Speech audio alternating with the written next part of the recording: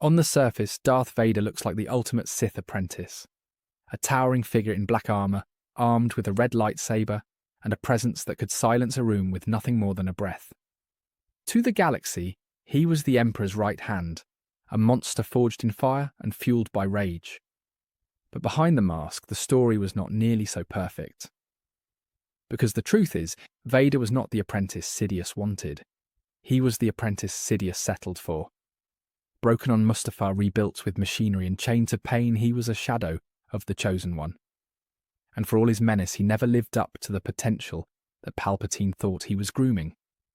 Instead of a cunning partner, Sidious got a blunt instrument. A weapon that could terrify rebels, but not outmaneuver rivals. A servant whose loyalty was based on fear rather than ambition. And a man whose divided heart would ultimately doom the master, who thought he owned him. Time and again, Vader failed to deliver the Empire. Sidious dreamed of. His obsessions distracted him. His brutality created more resistance than it destroyed, and his emotional ties kept him from fully embracing the Sith way. For the greatest manipulator in Star Wars, this must have been the bitterest irony. His grand plan was undone not by enemies, but by the flaws of his chosen apprentice. And yet those very flaws are what make Vader fascinating. He was never the perfect villain. He was the broken one. His story is less about power and more about failure. And failure is often more human, more compelling, and more tragic than success. In this video, we are going to explore why Darth Vader was actually a terrible apprentice, why Sidious secretly regretted choosing him, and how this doomed partnership ended up shaping the fate of the galaxy in ways neither of them could have predicted.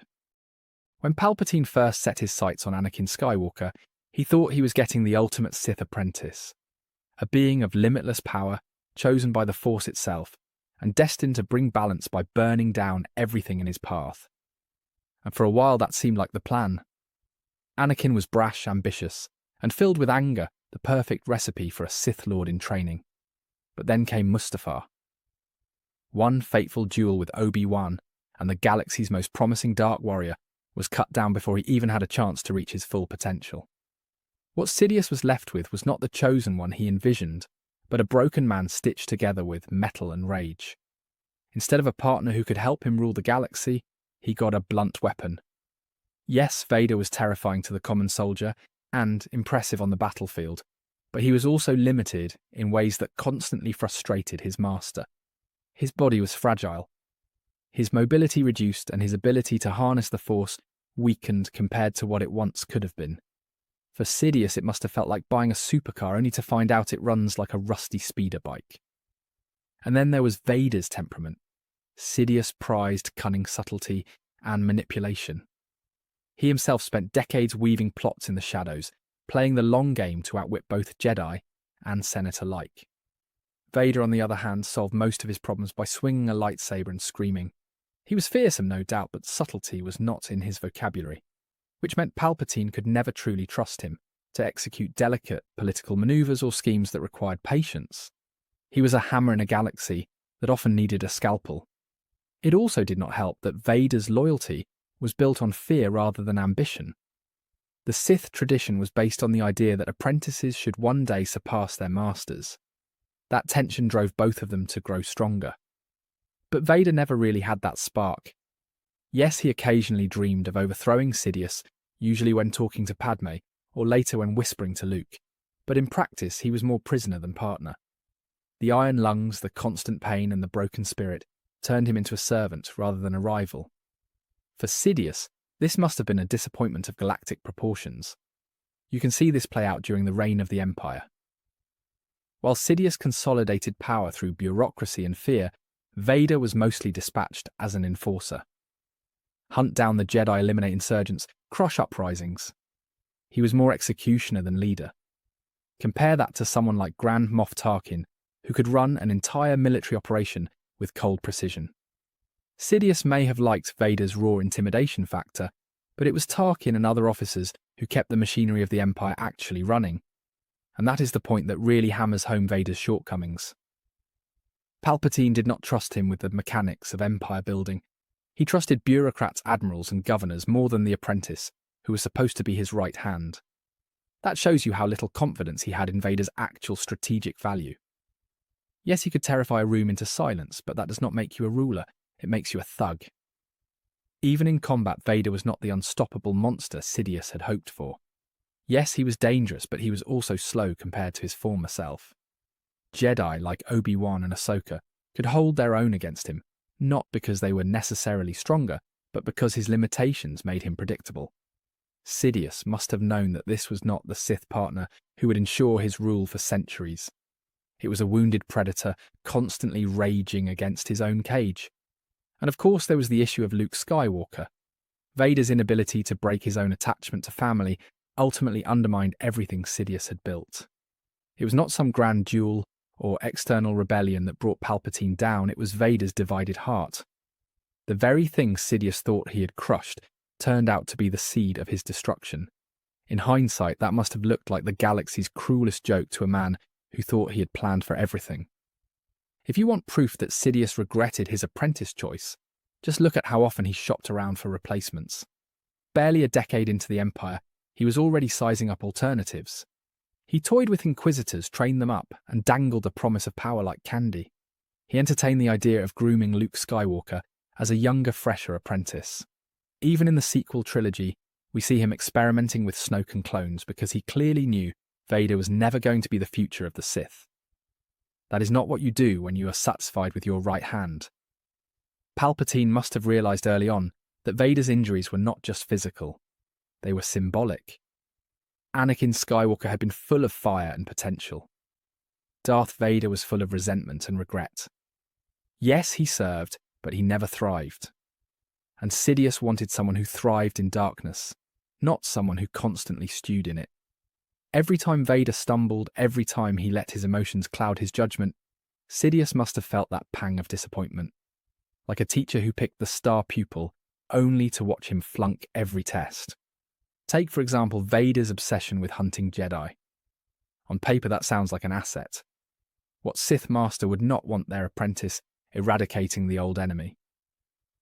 But Vader was sloppy about it. He turned it into a personal vendetta instead of a calculated strategy. His focus on Obi-Wan above all else was almost embarrassing from a Sith perspective. While Sidious was running an empire, Vader was running around the galaxy, chasing his old master like a bitter ex. Not exactly the kind of behaviour that inspires confidence. And when he did succeed, it often came at great cost. Vader's brutality inspired fear, but it also inspired resistance. Entire systems rose up in defiance, not just because of the Empire, but because of Vader himself. Instead of consolidating power, he often destabilized it. That is the opposite of what a good apprentice is supposed to do.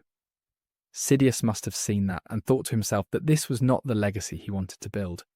Even his duel with Luke on Cloud City shows the cracks in the master-apprentice dynamic.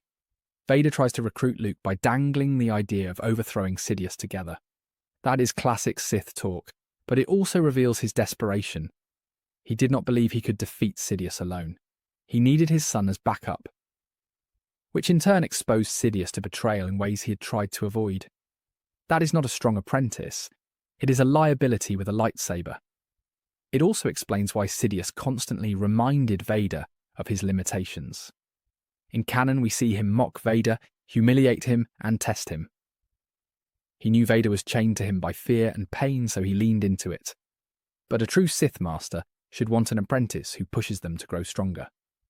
Instead, Palpatine settled for one. He had to keep on a leash. It was domination without the respect that usually comes with the rule of two.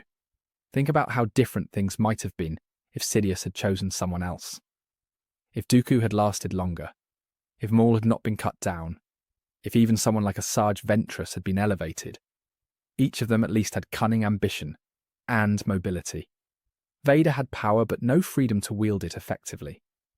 Palpatine must have known he was stuck with the galactic equivalent of a damaged weapon, functional but flawed, and that is why he was so eager to replace him when the chance came. Luke was the golden ticket, a Skywalker with the same potential as Anakin, but none of the physical limitations. Palpatine practically salivated at the idea of upgrading, which tells you everything about how he really saw Vader. as a placeholder rather than a partner. Now here is the fun twist. Vader being a terrible apprentice might actually be what saved the galaxy. Because if Sidious had gotten the apprentice, he wanted things would have ended very differently. Imagine a healthy Anakin at full power by Sidious's side. No rebellion could have stood against them. No Jedi remnant would have survived. The Empire might have lasted 1,000 years, with a perfect Sith duo ruling unchallenged. The fact that Vader was broken limited and conflicted gave the galaxy its only real shot at freedom. Think about the timeline. Every time Sidious needed Vader to be ruthless, he was. But every time he needed him to be cunning, Vader failed. That pattern kept the Empire strong but not invincible. It allowed cracks to form, rebellions to grow, and hope to survive. If Vader had been the apprentice Sidious envisioned, there would have been no cracks, just endless domination. And then there is the emotional core. Vader's attachments were his weakness from the start. First with Padme, then with Luke. Palpatine tried to burn those out of him, but never succeeded. And that is exactly what doomed him in the end. A true Sith apprentice would have killed Luke without hesitation. Vader hesitated, and that hesitation killed Sidious. The very flaw that made him a bad apprentice made him a good father. And that contradiction is the heart of his story. It also reframes the tragedy of the rule of two. The idea was that the apprentice should one day surpass the master. Vader never did because he could not. He was physically incapable and emotionally compromised. But in the end he still overthrew Sidious, just not for power, but for love. It was almost an accidental fulfillment of Sith tradition, twisted into something more human.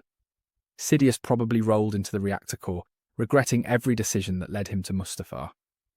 From a narrative standpoint, this makes Vader more interesting than if he had been the perfect apprentice. His failure makes him tragic, his limitations make him human, and his ultimate betrayal makes him iconic. If he had simply been Palpatine's unstoppable enforcer, the story would have been predictable. Instead, we got a tale of broken potential that somehow still reshaped the galaxy. Fans often glorify Vader as the ultimate villain, but when you peel back the layers, you see the cracks. He was feared, but not respected. Powerful, but not trusted.